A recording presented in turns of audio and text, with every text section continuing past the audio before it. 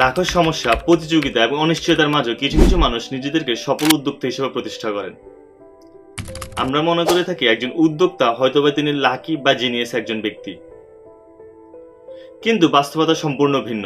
এখানে সাধারণ মানুষ কোনো একটি সমস্যা পতিত হলে সমস্যার দিকে ফোকাস করেন, ঠিক একই জায়গায় একজন উদ্যোক্তা সেই সমস্যার সমাধানের দিকে ফোকাস করেন।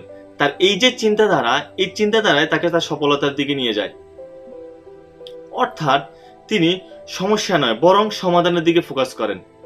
এই যে চিন্তাধারার ফলে তার ভিতরে একটি শক্তিশালী একটি মাইন্ডসেট সৃষ্টি হয়, যার ফলে তার সামনে যতই বাধা আসুক, যতই বিপত্তি আসুক, তিনি তাকে একটি চ্যালেঞ্জ হিসেবে গ্রহণ করেন এবং কি তিনি তার সেই চ্যালেঞ্জ মোকাবেলা করেন। এই গুণটি আয়ত্ত করার জন্য সবাইকে উদ্যোক্তা হওয়ার প্রয়োজন নেই। আমরা আমাদের জীবনে প্রতিনিয়ত বিভিন্ন সমস্যা পতিত হই এবং কি সেই সমস্যার দিকে ফোকাস করে আমরা ক্ষেত্র বিশেষে হাল ছেড়ে দিই।